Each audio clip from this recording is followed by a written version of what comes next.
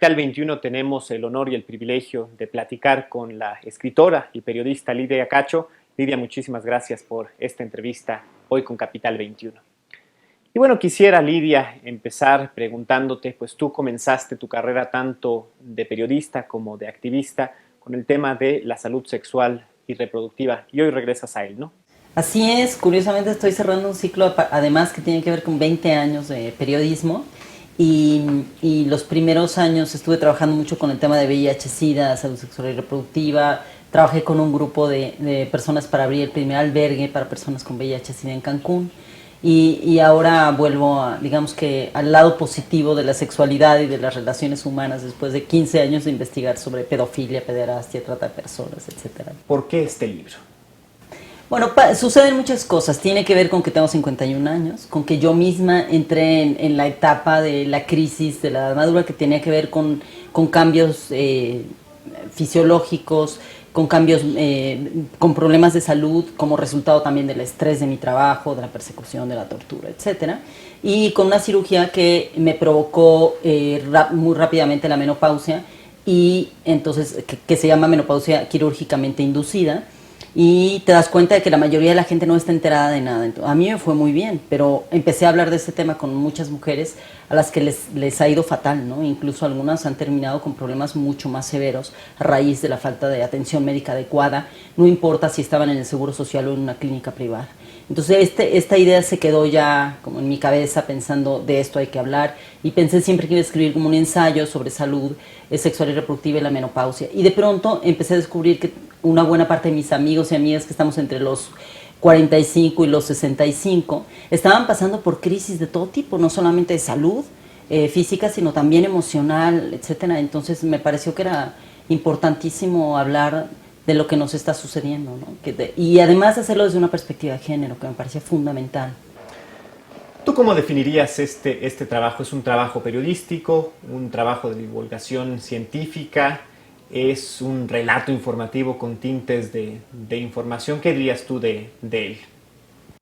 Bueno, pues es todo lo anterior. En realidad, la técnica utilizada es periodismo de investigación, sin duda es un reportaje, pero se ubica dentro del periodismo de divulgación científica, ¿no? Ahora, esto tiene que ver también con el estilo periodístico que tengo, ¿no? Yo decidí entrevistar a hombres y mujeres. Es un poco más técnico el libro porque, por ejemplo, cuando hice Esclavas del Poder o Demonios de una Infamia, el tipo de entrevista es la entrevista tradicional periodística, y en este caso recurrí más al lado académico, digamos, a las ciencias sociales, en el que preparé una serie de cuestionarios bastante amplios con preguntas que iban sobre lo emocional, sobre lo biológico, sobre los problemas mentales, emocionales, psicológicos. Y entonces, a partir de los cuestionarios, empecé a abundar más a fondo en ciertas entrevistas y con diferentes personas. Lo que quería era entrevistar a intelectuales, escritores, periodistas, jardineros, albañiles, y poder entender cómo viven los hombres en diferentes ámbitos, tanto culturales como económicos, su masculinidad, cómo viven su sexualidad, cómo viven la salud emocional, cómo viven el matrimonio y cómo viven dentro de su propio cuerpo, ¿no? Y luego lo mismo hice con las mujeres. Comparé mujeres, casi todas son mexicanas, por supuesto, pero también comparé con mujeres que viven en España, en Estados Unidos, en Inglaterra, para poder entender si había diferencias o no, y qué tantas coincidencias tenemos, no solamente por el tipo de servicios de salud que nos da el Estado, o que tenemos, que tiene la clase media alta, por ejemplo, y entonces ya contrasté lo que sucede con hombres y mujeres. Lidia Cacho, periodista, Lidia Cacho, mujer, ¿qué descubrió tras realizar este trabajo de investigación? Mira, yo creo que el primero sería la gran discriminación que existe en contra de los hombres en la industria médica y en la industria farmacéutica. Es decir, se ha hablado mucho, afortunadamente, y gracias al movimiento de mujeres, sobre la discriminación contra las mujeres en muchos ámbitos. Desde hace más de 20 años se investiga y se habla claramente sobre todas estas cirugías que les llaman vulgarmente para cerrar las trompas, que se llama salpingoclasia, que el Estado mexicano comenzó a hacer desde los años 70 para controlar la fertilidad de las mujeres de manera involuntaria a las mujeres, es decir, los médicos lo imponían y sobre todo a mujeres en áreas indígenas y rurales. Entonces, sí se ha hablado mucho de la discriminación en el ámbito médico contra las mujeres, se ha hablado del sexismo en el ámbito médico y científico en contra de las mujeres, de una discriminación histórica. Pero a mí lo que me sucedió fue, yo quería contarle a mis lectoras y lectores, de una manera muy amena y sucinta, digamos, la historia de la medicina desde que era un arte hasta que se convirtió en una ciencia. Y a lo largo de todos estos siglos, cómo fue acarreando toda esta visión machista y misógina, que por un lado a las mujeres las convertía como en un objeto. Por ahí hay una cita genial de un documento antiguo en el que un médico recomienda que si una mujer menopáusica se altera, la recomendación del médico es que le dé un golpe certero en la quijada. Bueno, imagínate nada más. Sí. Y eso son instrucciones médicas, ¿no? Entonces, claro, ha cambiado mucho la ciencia, afortunadamente, pero lo que yo buscaba era poder ir al fondo de la historia para poder entender el origen de nuestros mitos y tabús. Si no entendemos dónde se originan los mitos, las mentiras y los tabús, no podemos desarticularlos y comenzar a crear un nuevo discurso con argumentos sólidos, científicos, de las ciencias sociales que nos hagan entender mejor cómo podemos vivir más sanamente nuestra vida en general, ¿no? Emocionalmente, pero también, por supuesto, nuestra salud sexual y reproductiva, que es sumamente importante en todos los aspectos vitales, ¿no? Ahora, si algo ha caracterizado tu trabajo es la denuncia, y diría yo la denuncia valiente, la aportación en este trabajo sería la que haces de la corrupción en la industria farmacéutica. Me parece que sí, me parece que, y no es solamente la denuncia sobre las farmacéuticas, sino también hay una reflexión muy inspirada. Tuve la fortuna de leer y de tener cercanía con un grupo de académicas y académicos de la Universidad Nacional Autónoma de México que han creado un equipo de filósofos y especialistas de todas las áreas científicas para hablar de bioética, ¿no? Entonces, creo que esa es la otra aportación, son las dos, ¿no? Es decir, tenemos que empezar a discutir todos estos temas de salud, y de salud psicoemocional, y de salud personal, y de salud en términos sociales, desde también la bioética, y por supuesto empezar a cuestionar a las farmacéuticas y los vínculos que estas farmacéuticas tienen directamente con el sector salud. Es decir, cómo te venden una pastillita para la depresión y una pastillita para la erección, y entonces no se ocupan de tu salud cardiovascular, no se ocupan de problemas que vengan como resultado, por ejemplo, del estrés laboral, etcétera. Y otra cosa que me parece que también es parte de la denuncia tiene que ver con la desinformación que generamos los propios medios. Tenemos una gran responsabilidad en lo mal que lo hacemos los medios en México.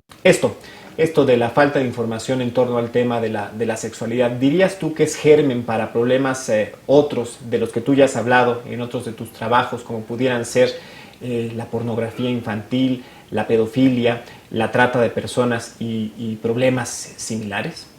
Sin duda, yo creo que hay una interconexión en absolutamente todos los comportamientos humanos, y no solamente en los comportamientos por sí mismos, sino en nuestra manera de ver el mundo y de equivocarnos en nuestra actuación con respecto a las y los demás. Es decir, tenemos serios problemas de incomunicación por falta de preparación, por falta de educación psicoafectiva y socioafectiva y psicosexual. Entonces, claro, por supuesto que encuentras, esto lo he repetido hasta el cansancio desde hace 10 años, justamente, que se cumplen ahora 10 años de que publiqué Los demonios del Edén. Todos o la gran mayoría de los pedófilos, y sobre todo los pedófilos seriales, los que hacen pornografía infantil, los clientes que van a buscar jovencitas y jovencitos para tener sexo oculto, y que estas niñas y niños están encerrados en redes o en hoteles o en espacios donde se cometen crímenes. Todos estos hombres tienen problemas muy serios que no son enfermedades, pero sí son el resultado de una patología social en la que nos hemos negado negado sistemáticamente a educarnos sobre la sexualidad sana y sobre los afectos en la intimidad. Es decir, la mayoría de los pedófilos no solamente fueron abusados en la infancia, no necesariamente todos sexualmente, pero fueron abusados de diferentes maneras, pero además carecieron de una educación formal en la que se les enseñara lo que significaba la intimidad, lo que significaba la igualdad y lo que significaba la salud sexual y reproductiva, el amor a su cuerpo, el control del deseo. Es decir, a los hombres se les ha educado en términos generales para creer que su sexualidad es el resultado simple y sencillamente de su ser animal, es decir, un resultado biológico. Tú sientes ganas de tener sexo y vas a poder tenerlo el día que te dé la gana con quien te dé la gana. Entonces, la mayoría de los clientes que yo entrevisté ya después en Esclavas del Poder, en los prostíbulos y bordeles en los que yo me infiltré, la gran mayoría de los clientes buscan a mujeres que no tengan el ejercicio de la voluntad plena, que ellos pueden considerar objetos, etcétera, ¿no? Entonces sí, por supuesto que todas las formas de abuso y de maltrato y de discriminación vinculadas con las relaciones interpersonales entre hombres y mujeres, con la violencia sexual, tienen muchísimo que ver con estos temas. Es decir, no nos educan para ser, como dice Eduardo Galeano, seres sentipensantes. Y bueno, en estos 10 años, justamente la década de la que hablas, ¿cómo dirías tú hemos evolucionado, hemos avanzado en la defensa de los derechos de los grupos vulnerables, sobre todo en términos de sexualidad y salud reproductiva?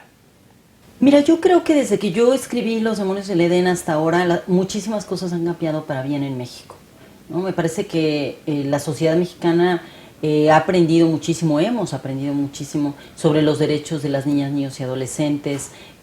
Cada vez hay más grupos de la defensa de la infancia. Tuvimos casi inmediatamente en esa época de los escándalos surgidos a partir de las noticias del Gober Precioso y de toda la red que protegía y de algunos de ellos siguen protegiendo a las redes de pornografía infantil y de trata de niños y niñas. La sociedad se activó inmediatamente. Es decir, estos grupos de gente que salieron a la calle en Puebla, en Mazatlán, en el Distrito Federal, en Cancún, en muchos estados de la República, se activaron y lograron presionar para que tuviéramos mejores leyes. Tenemos mejores leyes contra la pornografía infantil. Ya hay varios delincuentes importantes, digamos, que tenían mucho control de redes, detenidos. Se creó la ley contra la trata de personas y se ha implementado en muchos estados. Evidentemente tenemos un problema de impunidad monumental, pero también ya hay muchas sentencias que demuestran que las cosas van avanzando poco a poco. Y esto yo diría que es un producto directamente creado por la sociedad civil y eso es muy emocionante. No es un producto que venga de arriba para abajo, no son los gobernadores los interesados, aunque a ellos les den premios la ONU. En realidad, quien ha generado estos cambios importantísimos ha sido la sociedad. Ahora, la sociedad civil mexicana también se ha activado y ha aprendido a crear redes. La Red por los Derechos de la Infancia hace muchos años trabajaba, digamos que muy lentamente y muy como con un perfil muy bajo, y ahora de pronto ha crecido muchísimo, tiene presencia internacional y ha aprendido a trabajar con otras organizaciones muy diversas, con niños y niñas indígenas, con niños y niñas migrantes, transmigrantes, que trabajan, niños y niñas que trabajan y que hay que atenderles de una manera diferente que a otro tipo de población. Sin duda, el trabajo para la protección de la defensa de los niños, niñas y jóvenes con respecto al abuso y la violencia sexual ha cambiado la cultura de la normalización del abuso, pero todavía hay muchísimo por hacer, por supuesto que sí. Y bueno, Lidia, tu libro se llama Sexo y amor en tiempos de crisis. En tiempos como los que vive México en este momento, dolorosos, difíciles, de crisis, aciagos, ¿dirías tú que tanto el sexo como el amor podrían servir de paliativos? Absolutamente. A mí me parece que nadie puede dar aquello de lo que carece, ¿no? Puede parecer un cliché, pero es un cliché porque es cierto.